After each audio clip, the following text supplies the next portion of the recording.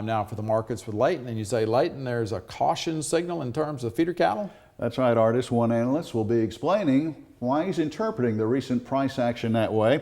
Also ahead in the market segment, as we move into the last full week of August, the corn market is shocked by the August USDA crop estimates. Meanwhile, cotton traders are asking how high prices may go in light of lower estimated U.S. production.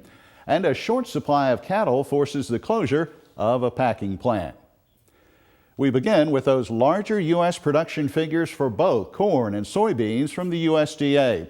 To put it bluntly, it was pretty much unexpected by the trade, as we learn in our market interview. Extension Ag Economist Brian Williams has been looking over the numbers that essentially caught the market by surprise. Brian, tell us about this larger than expected corn crop. Well, it was a big surprise. Just to run through the numbers, they increased the corn yields by about 2 bushels per acre. They increased the production by 156 million bushels. And then when you get those two numbers added together, the ending stocks were up 114 million bushels, and it really, all these numbers were way higher than expected, so it really caught a lot of people by surprise. And some producers may be wondering, could this crop indeed get larger as next month's report come out? You know, it's entirely possible. There's some skeptics, but there's others that think, you know, the crop looks good. The thing to keep in mind is that this is really the first report that the USDA releases that they start to adjust those numbers, and they have a little bit better idea what the crop looks like. And as we go forward, they'll readjust those numbers in the future and hopefully get a smaller and smaller window of what it looks like. Well, before we talk about soybeans, any final comments, maybe some selling strategies or any ideas for corn producers? Well, again, it's something to watch the markets real closely. It looks like since that initial shock to the markets, things have kind of leveled out a little bit, maybe even jumped back up a little bit. Monday of this week, the USDA released their crop progress report, and the corn condition was reduced, so that's kind of giving a little bit of question of how big the crop's actually going to be. Now, as far as soybeans, after those August 12th numbers, a steep dive, that's the best description for it. Tell us about the soybean numbers, what happened there? Right, and it was the same story with soybeans as there was with corn. Acreage, they got some new numbers from some new surveys that they sent out with Arkansas, Missouri, and a couple other states, and so they lowered acres by 900,000 acres, but they increased yields by 9/10 of a bushel, and so that increased production and ending stocks on soybeans as well. And obviously the trade caught by surprise, looking the other way on that number. Yeah, and those numbers again were way above what even some of the highest analysts were expecting. Any sales strategies for soybeans before we go? Well, the thing about soybeans is it's really kind of being pulled in two directions. With this report, it's pulling prices down and feeding the bears that there's more soybeans out there. There's also concerns about demand, and there's some skeptics too that's really pulling it in two directions.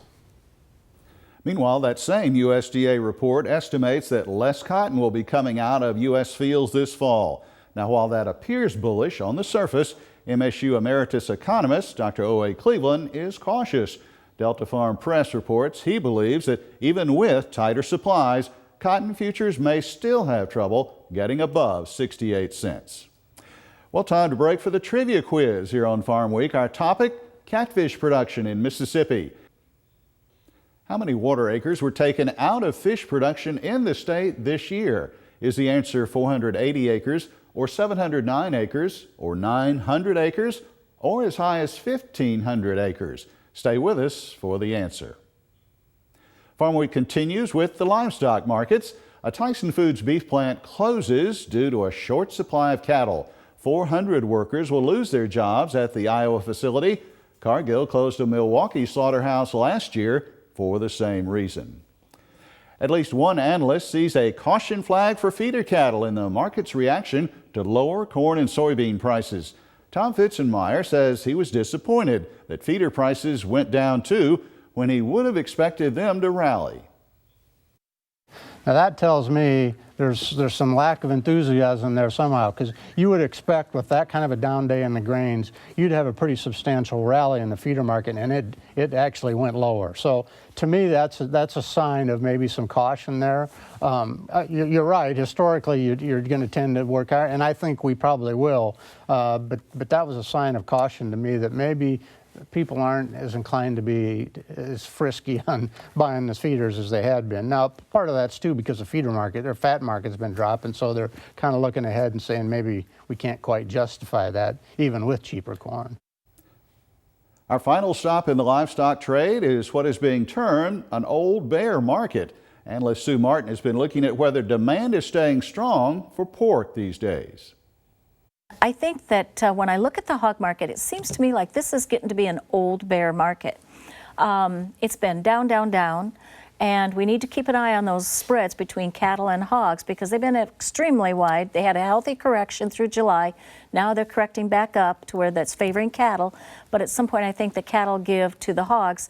I think the hog market, we might step back and look at these lows in the fall, but to be honest with you, I look at this hog market and I think there's something better around the corner.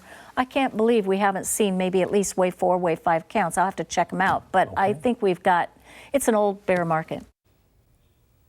Back to the trivia quiz now to wrap things up for this week. And the right answer is D. Between January 1 and June 30th this year, 1,500 water acres were taken out of catfish production in Mississippi.